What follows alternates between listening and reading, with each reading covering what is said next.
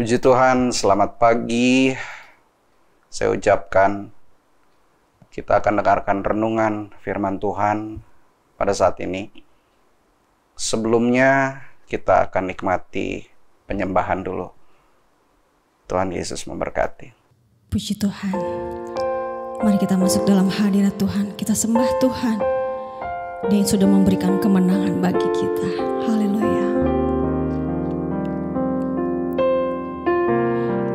Ku tidak takut,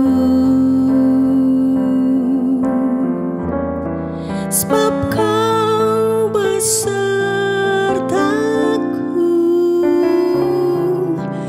Ku tidak bimbang,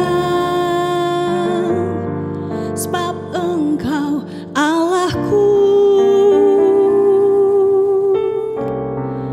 Engkau meneguhkanku,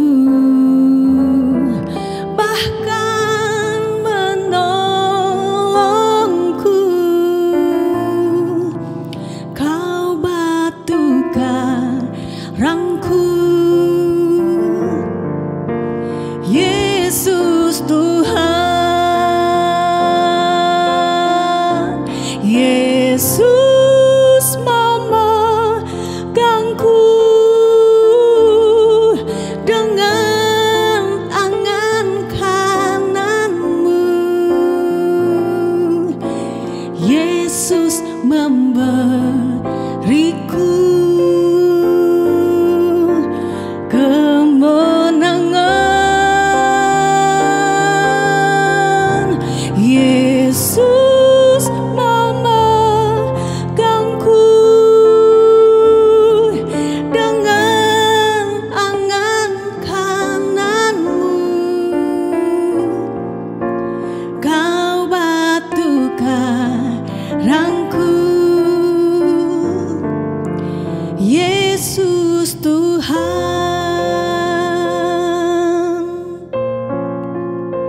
Haleluya Yesus.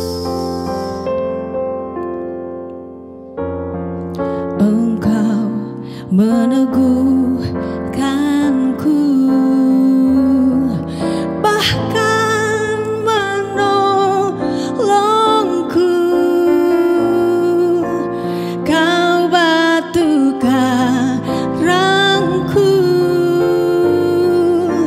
Yesus Tuhan.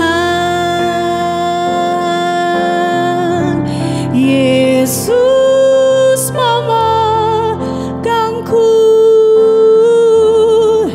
dengan tangan kananmu. Amin. Yesus memberiku kemenangan. Yesus memegangku dengan tangan kananmu. Yesus memberiku kemenangan. Haleluya. Kau Tuhan besar yang beri kemenangan. Haleluya. Yesus. Puji Tuhan. Haleluya. Yesus memegangku dengan tangan kananmu. Yesus memberiku kemenangan. Yesus memegangku dengan tangan kananmu. Yesus memberiku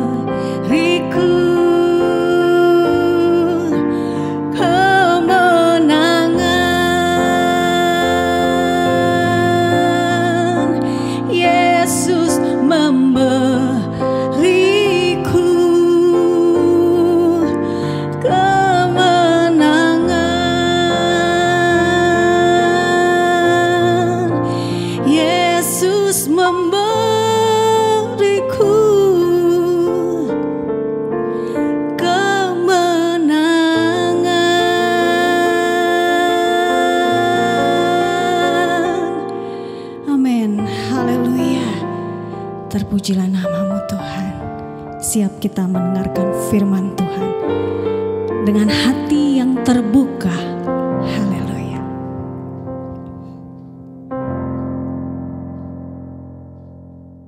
Puji Tuhan, kita tundukkan kepala, kita masuk dalam doa. Bapa yang baik, Bapa yang ada di dalam sorga, kami mengucap syukur buat hari ini, di mana Tuhan sudah bangunkan kami dengan kekuatan kesehatan yang baru.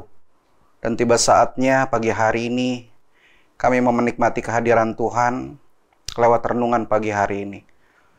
Oleh karena itu, urapi kami Tuhan, agar kami memiliki telinga seorang murid, dan tanah hati yang subur, yang siap ditaburi oleh kebenaran firman Tuhan. Itu menjadi bekal kami sepanjang hari ini, di masa Natal ini, untuk mengingat bahwa Engkau Allah yang baik, Engkau Allah yang luar biasa, yang hadir dalam kehidupan kami. Terima kasih hamba-Mu juga urapi, agar apa yang menjadi isi hati Allah, dengan segala kerendahan hati hamba-Mu dapat sampaikan dengan kemampuan hamba-Mu. Dan kami percaya, saat ini, kami pasti diberkati oleh Tuhan. Mengucap syukur di dalam nama Tuhan Yesus Kristus. Yang percaya katakan amin. Puji Tuhan, selamat mendengarkan firman Tuhan. Saya percaya di suasana Natal ini pasti ada hal-hal yang ajaib yang Tuhan siapkan dalam kehidupan kita semua. Saya menyampaikan renungan firman Tuhan tentang The Song of Mary, nyanyian Maria atau Kidung Maria.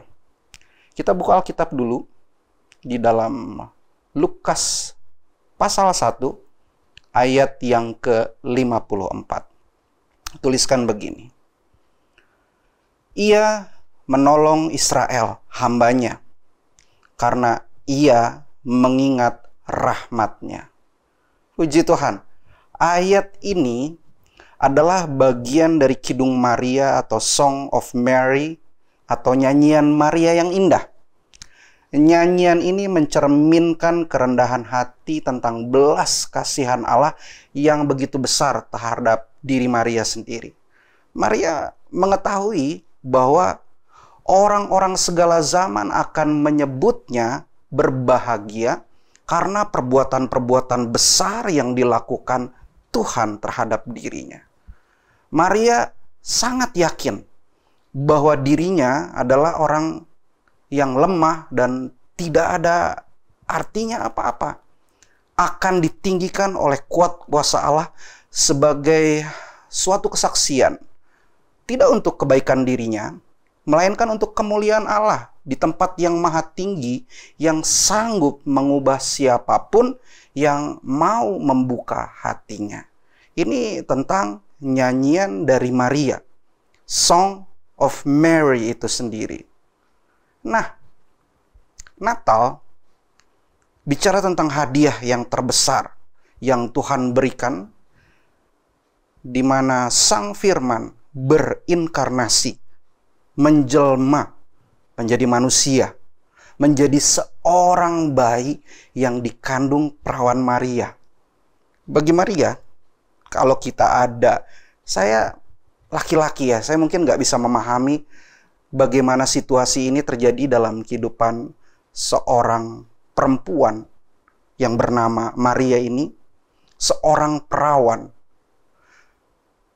Situasi yang mungkin saya nggak habis pikir kalau misalkan saya ada posisi seperti begitu, situasi yang tidak terduga, situasi yang tiba-tiba ketika malaikat datang di depan Maria, mengucapkan salam Maria, dan memberitakan sebuah berita bahwa Maria akan mengandung seorang anak laki-laki tanpa ada peran dari laki-laki, dari seorang pria. Maria memang sedang bertunangan dengan Yusuf, tetapi mereka belum berhubungan badan. Dan bagaimanakah itu bisa terjadi? Dalam situasi yang bingung, dalam situasi yang tidak terduga, itu yang Maria harus hadapi. Bahkan Maria sadar ketika dia mengemban tugas ini, dia akan menghadapi banyak sekali hal-hal yang di depan nanti. Banyak sekali kejutan-kejutan di depan nanti. Sampai Tuhan Yesus bertumbuh dewasa, memulai pelayanannya. Bahkan dalam situasi-situasi terjadi di mana Ibu Yesus ini bisa melihat apa yang terjadi. Sampai dia bisa melihat anaknya dibawa, disiksa, dihakimi, bahkan mati di kayu salib. Itu banyak hal yang Maria akan lihat. Bahkan ada surprise-surprise yang Tuhan berikan dalam kehidupan Maria. Dan ini bukan hal yang mudah bagi Maria untuk Maria bisa hadapi. Tidak gampang saya pikir. Dalam situasi nanti kelak dia hamil Yesus, dia harus pergi mengungsi ke Mesir. Dia harus kembali. Ketika sensus di Bethlehem, situasinya mungkin Bethlehem itu kota kecil, tetapi ketika sensus itu terjadi, banyak orang yang datang. Dan rumah-rumah, ada kamar, di Bethlehem itu ada rumah-rumah yang menyiapkan kamar tamu. Supaya orang-orang yang traveling itu bisa mendapatkan tempat. Ya mungkin penerimaannya tidak sebaik seperti hotel-hotel yang kita bisa booking jauh-jauh hari dari sebelumnya seperti sekarang. Kalau di sana on-site, baru pesan. Dan itu tentu saja tidak mudah karena Bethlehem kota kecil. Itu hal-hal yang harus mereka hadapi, Yusuf, khususnya Maria. Tetapi di ayat ini memang menunjukkan bagaimana luar biasanya Tuhan itu. Kepercayaan yang menurut Maria itu undeserved grace. Kasih karunia yang tidak layak untuknya. Suatu hal yang menurut Maria, aduh, aku tidak layak, aku siapa? Aku tidak ada artinya. Tetapi disitulah menunjukkan kebesaran Tuhan. Dan Maria bisa menjawab di dalam Lukas 1 ayat 38. Ketika disampaikannya oleh malaikat itu bagaimana dia harus mengemban kepercayaan tersebut, kata Maria tuliskan begini, sesungguhnya aku ini adalah hamba Tuhan, jadilah padaku menurut perkataanmu itu. Lalu malaikat meninggalkan dia. Luar biasa kalau saya lihat dalam kehidupan Maria ini. Situasi yang tidak terduga, mengejutkan. Seorang perawan gadis Maria harus mempersiapkan diri, tetapi dengan ketulusan hatinya, dengan kerendahan hatinya, dia katakan, aku ini hamba Tuhan. Jadilah menurut perkataanmu itu. Karena dia percaya, makanya lewat Song of Mary ini, Kidung Maria atau nyanyian Maria ini menceritakan bagaimana kebesaran Tuhan itu. Bagaimana Allah itu maha kuasa.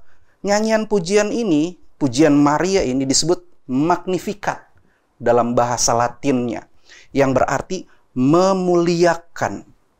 Maria memuliakan Allah karena Allah melakukan perbuatan-perbuatan besar kepada bangsa-bangsa.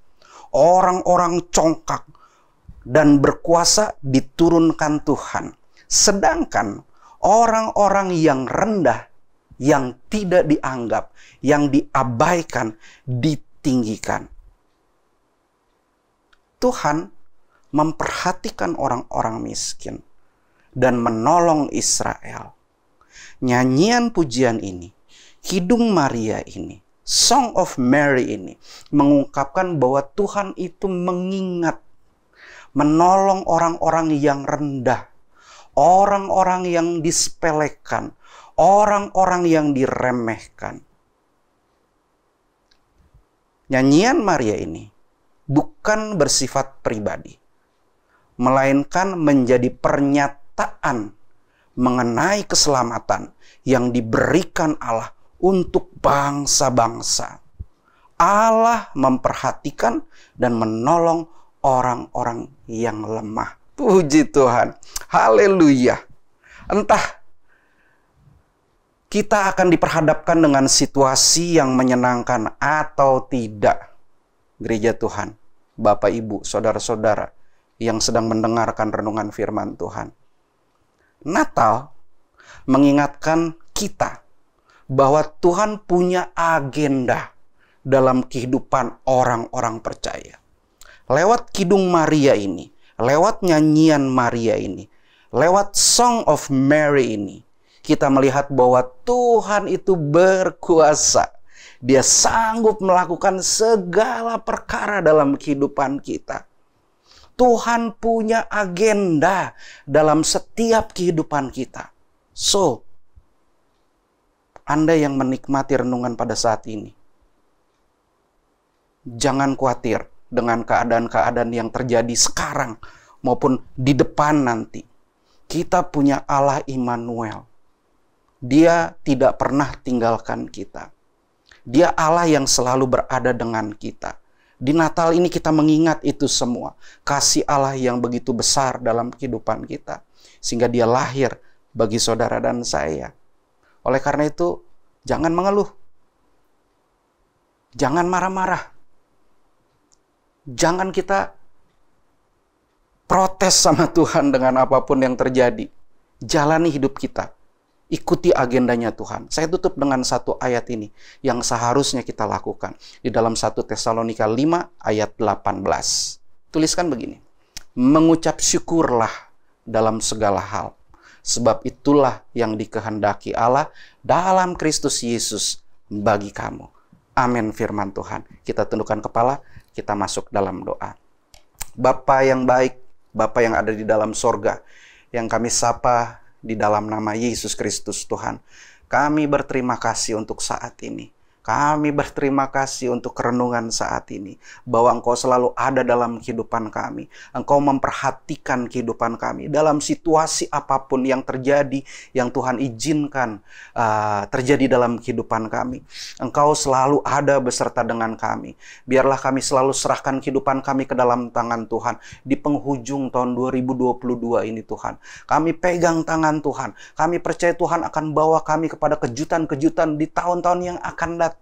Tuhan akan bawa kami dari kemenangan kepada kemenangan, dari kemuliaan kepada kemuliaan, karena agendanya Tuhan itu pasti nyata dalam kehidupan kami. Engkau pribadi Allah yang tidak pernah tinggalkan kehidupan kami. Tuhan akan bukakan segala sesuatunya dalam kehidupan kami, dan kami percaya Tuhan akan bawa kami ke padang rumput yang hijau, menyegarkan kehidupan kami. Oleh karena itu Tuhan Yesus, ajar kami untuk selalu berjalan dalam kebenaran firman Tuhan. Mulut kami selalu menyampaikan ucapan syukur, memuji Engkau Allah yang besar dan maha kuasa. Dan kami percaya saat ini, ya saat ini, ada keajaiban-keajaiban Tuhan dalam kehidupan kami, dalam nama Yesus. Kami percaya itu, dan penyertaan Tuhan dalam kehidupan kami semua, baik sepanjang hari ini di suasana Natal ini. Dan kami percaya kami akan melihat hal-hal yang luar biasa itu terjadi dalam kehidupan kami. Meteraikan firman-Mu di dalam nama Tuhan Yesus Kristus kami sudah berdoa. Yang percaya katakan amin. Tuhan Yesus memberkati kita semua. Selamat Natal dan tetap berjalan bersama-sama dengan Tuhan. Haleluya. Yesus Tuhan, Juru Selamat dunia.